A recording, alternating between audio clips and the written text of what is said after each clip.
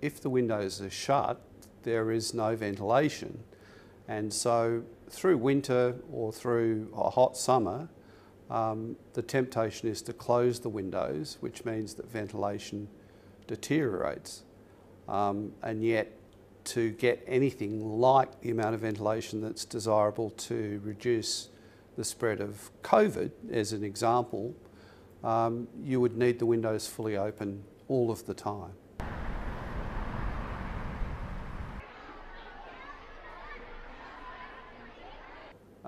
Newer deep plan schools, the sort of contemporary open plan school, the middle of the learning space is often a long way away from windows, and in those cases the ventilation level in the middle of the school can be extremely poor, and even opening the windows at the periphery won't do enough to fix that.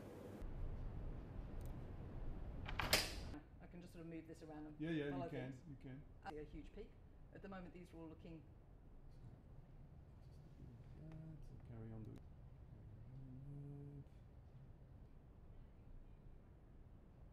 The one thing that surprised me when I looked into this issue was that we don't have any indoor measures of air pollution. In fact, it might surprise you to know that there are no standards or regulation about the quality of indoor air.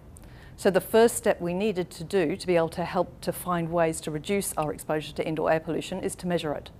And that's the reason I developed Clean Air Schools. Well, he's in the school. He's actually probably busted the software up. I mean, the connection's on this one. The low-cost sensors will sample the air for PM 2.5 and NO2. So those are the pollutants that come from bushfires, from traffic and from industrial emissions. And what we'll be able to do once we've collected that data is to be able to look at the distribution over time and space of these different pollutants. And the reason that's important is because we need to understand the actual exposure levels inside buildings where people spend 3/4 of their time, and kids included, and also outdoors, so we can start to identify where the air is cleaner and the kind of actions that we can take to ensure we have clean air that's safe to breathe.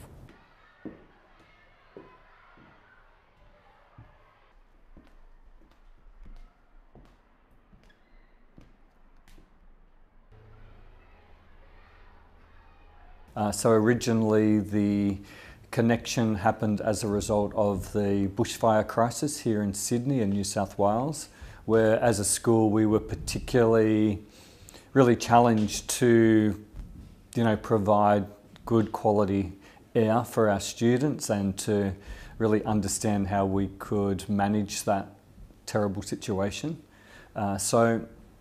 We've been working with them ever since then, and at the time little did we realise that COVID was about to rear its ugly head, and certainly as time progressed through the lockdown we realised that we were already in a partnership that was going to be really beneficial for students, staff, visitor safety, being able to really provide them with the best workplace possible.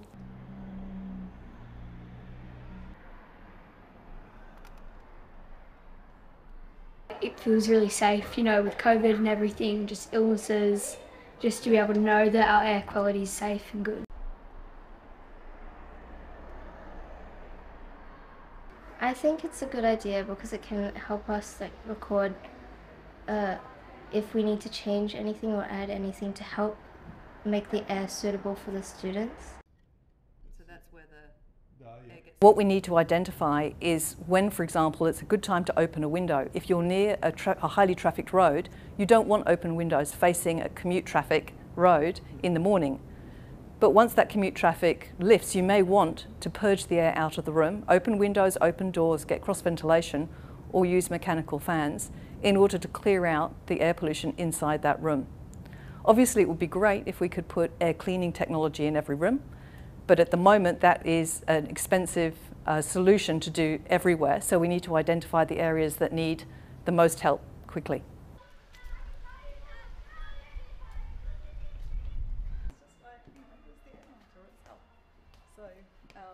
I guess what we have to do is look at this and just look where the monitors get the air from.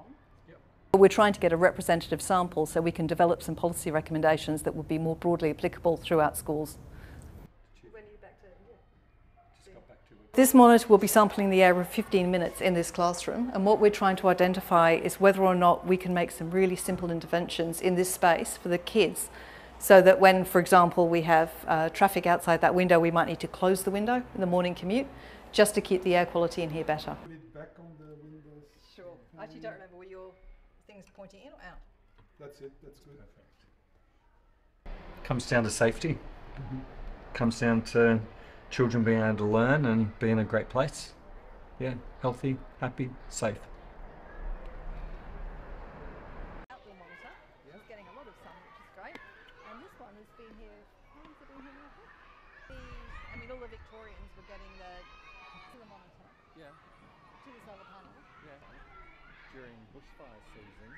What we're trying to do is look at that gradient of indoor and outdoor air pollution. So what we'll be able to do is get the readings from this one, get the readings from the one inside, and actually see the difference between those two readings for PM 2.5 and NO2. And that will help us understand whether or not the building is being protective for the kids' health and reducing their exposure to air pollution, or potentially capturing air pollution and making the indoor conditions less healthy. When it's really bad air, 1 minute degrees. So because you're in a sense unusual. And what I think we need to do is to make sure that there's a minimum standard of air ventilation within every school. So we're talking indoor air quality. The quality of indoor air in a school should be something that we can guarantee to students and to their parents, of course.